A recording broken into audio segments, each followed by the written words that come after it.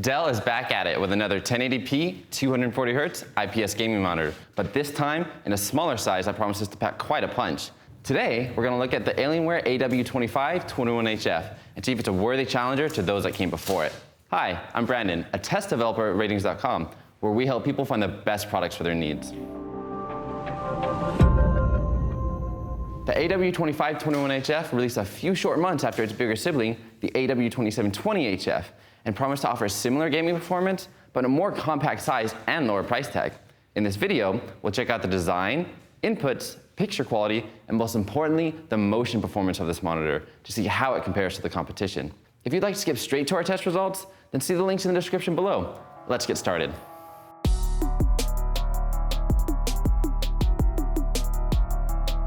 We'll start with the design. The AW2521HF has a stealthy design that many gamers will appreciate. Its rounded edges and honeycomb vents give off an otherworldly aura. It's similar to the AW2720HF, but has a muted black color scheme all around.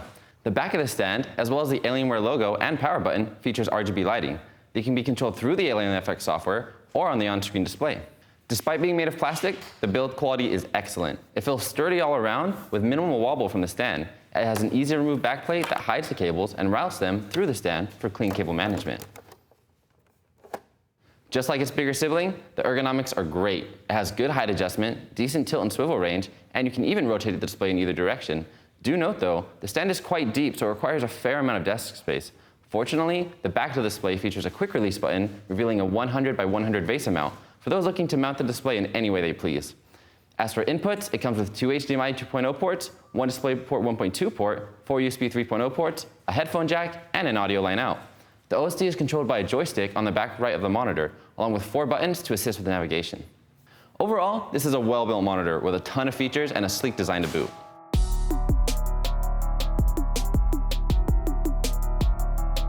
Now, let's move on to the picture quality.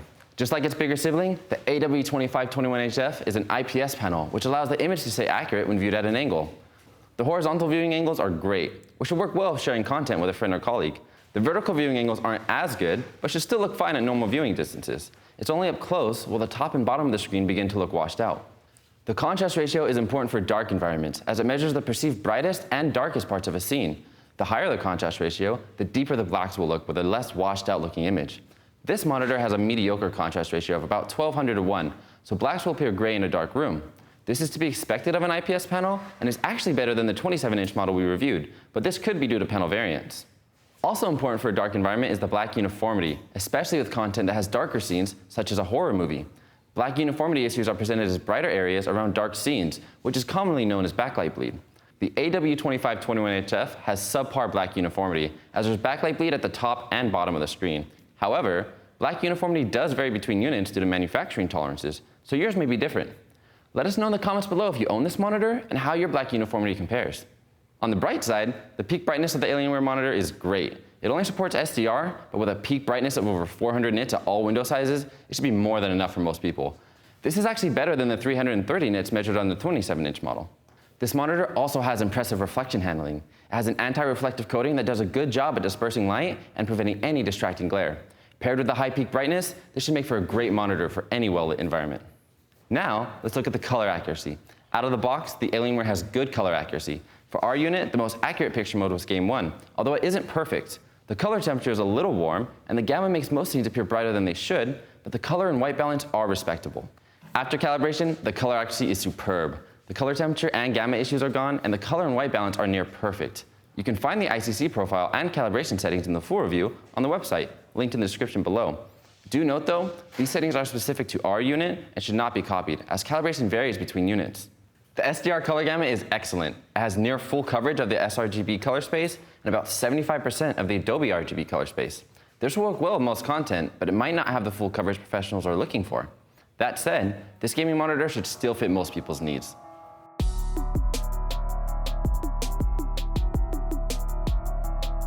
Now, it's finally time to look at the motion performance and to see how this monitor stacks up to its bigger sibling, as well as other 240Hz gaming monitors.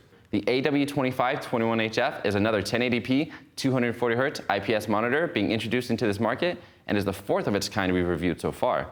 240Hz is awesome for fast-paced games as it results in high motion clarity and near instant responsiveness. Additionally, it supports FreeSync and is G-Sync compatible certified by NVIDIA, so you can have a tear-free gaming experience no matter which team you choose. Also important for gaming is a response time. The response time is the time it takes for a display to change pixels from one color to the next. A fast response time reduces the amount of motion blur, which is quite important for gaming. The AW2521HF has some of the best response times of any monitor we've tested. At max refresh rate, it performs similarly to its bigger sibling, which you can see here in our Pursuit motion photo of the ratings logo. However, it performs much better than the 27-inch model at 60 Hz, making it an excellent choice for gamers. You can adjust the response time via an overdrive setting in the OSD, and you can see how each one affects the motion blur in our full review.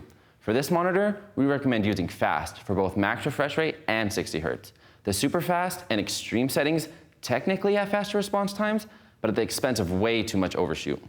An advantage of having a fast refresh rate monitor is that they tend to have lower input lag, and that holds true here. At 240 Hz, the input lag is 2.7 milliseconds, which is nearly imperceptible. With FreeSync enabled, the input lag only slightly increases, putting it up to 3.1 milliseconds. At 60 Hz, the input lag is 9.7 milliseconds, but shouldn't be noticeable to most people and is still great for console gaming.